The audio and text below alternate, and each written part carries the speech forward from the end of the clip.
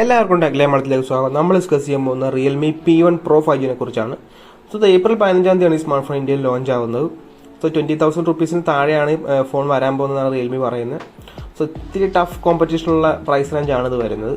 So എന്നാലും നമുക്ക് ഇതിൻ്റെ ഡിസൈനും അതിൻ്റെ സ്പെക്കും കാര്യങ്ങളൊക്കെ നോക്കാം. ഫസ്റ്റ് ഓഫ് ഓൾ ഡിസൈൻ്റെ കാര്യം നമ്മൾ നോക്കുകയാണെങ്കിൽ ടിപ്പിക്കൽ ഒരു റിയൽമി ഡിസൈൻ തന്നെയാണ്. ഒരു റൗണ്ട് ക്യാമറ ഡിസൈനൊക്കെയാണ് വരുന്നത്.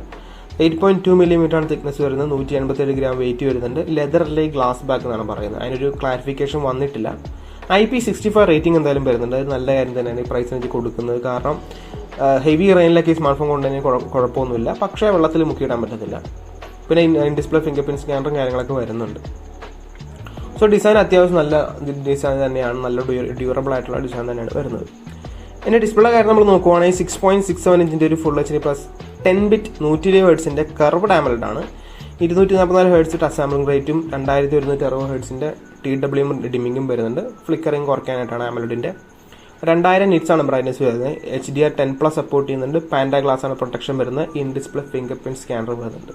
സോ പ്രൈസ് റേഞ്ച് വെച്ച് നോക്കുവാണെങ്കിൽ അത്യാവശ്യം നല്ല പെർഫോമൻസ്, നല്ല സ്പെക്കുള്ളൊരു ഡിസ്പ്ലേ തന്നെയാണ് വരുന്നത്. പിന്നെ കർവ്ഡ് AMOLED ആയതുകൊണ്ട് തന്നെ ചിലവർക്ക് ഇഷ്ടപ്പെടാം, ചിലവർക്ക് ഇഷ്ടപ്പെടാതിരിക്കാം.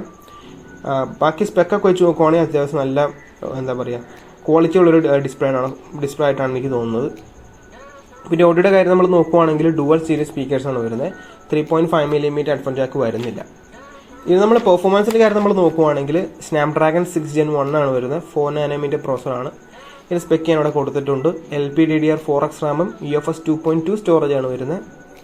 ഹൈബ്രിഡ് സിം സ്ലോട്ട് വരുന്നുണ്ട്. അതുകൊണ്ട് തന്നെ 2 സിം അല്ലെങ്കിൽ ഒരു സിം അല്ലെങ്കിൽ SD കാർഡ് ഇടാൻ പറ്റും.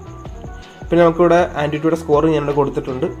പിന്നെ ഈ പ്രൈസ് റേഞ്ച് വെച്ച് നോക്കുമ്പോൾ ഇത് മോസ്റ്റ് പവർഫുൾ ഫോണൊന്നും അല്ല. ഇതിനേക്കാളും ബെറ്റർ ആയിട്ടുള്ള സ്മാർട്ട് ഫോൺ ഇഷ്ടം പോലെ ഉണ്ട്. ഒന്ന് iQOO Z9ഉം ഒന്ന് Vivo T3യും.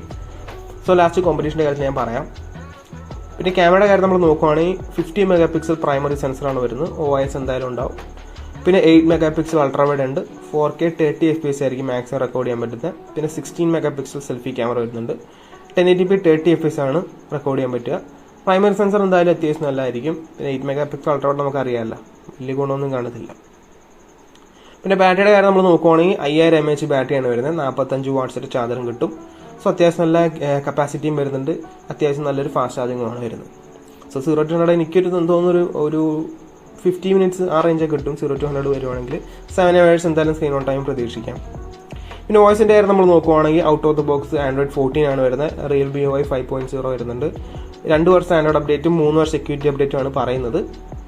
ഇനിയിപ്പോൾ ഇതൊക്കെ പണ്ടത്തെ കൊടുക്കുന്ന അപ്ഡേറ്റ്സ് 2 ഇയർ ആൻഡ്രോയിഡൊക്കെ അതൊക്കെ മാറ്റി അറ്റ്ലീസ്റ്റ് എല്ലാ ബ്രാൻഡ്സിലും 3 ഇയർ ആൻഡ്രോയിഡ് അപ്ഡേറ്റ് പോളിസി വരുവാണെങ്കിൽ അത്യാവശ്യം നല്ലതായിരിക്കും. ഈ പ്രൈസ് നമ്മൾ വെച്ച് നോക്കുവാണെങ്കിൽ 20K താഴെ എന്നാണ് പറയുന്നത്. 2 വേരിയൻ്റ് ആണ് വരുന്നത്. 6G 128ഉം 8G 128ഉം.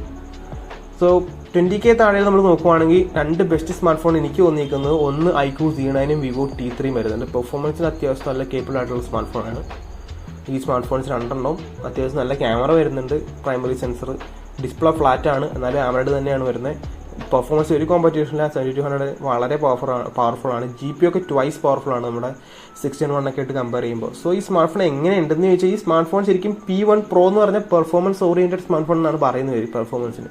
പക്ഷേ പെർഫോമൻസ് വെച്ച് നോക്കുമ്പോൾ ഈ 2 സ്മാർട്ട് ഫോണും iQOO Z9ഉം Vivo T3 ആണ് ബെസ്റ്റ് ആയിട്ട് നിൽക്കുന്നത്. സോ എനിക്ക് തോന്നിയിരിക്കുന്നത് ഈ 2 സ്മാർട്ട് ഫോൺ ഈ റിയൽമി P1 Pro എടുക്കുന്നേക്കാളും ഭേദം ഒന്നില്ലെങ്കിൽ iQOO Z9ഉം അല്ലെങ്കിൽ Vivo T3 എടുക്കണമായിരിക്കും നല്ലത്. സോ നിങ്ങളുടെ അഭിപ്രായങ്ങൾ താഴെ കമൻറ്റ് ചെയ്യുക. സോ ഗൈസ്, ഇപ്പോൾ ഇന്നത്തെ വീഡിയോ ഇത്രയുള്ളൂ. ഇന്നത്തെ വീഡിയോ ഇഷ്ടപ്പെട്ടാൽ ലൈക്ക് ചെയ്യുക, സബ്സ്ക്രൈബ് ചെയ്യുക, hit the bell icon future നോക്കി നെക്സ്റ്റ് വീഡിയോ കാണാം.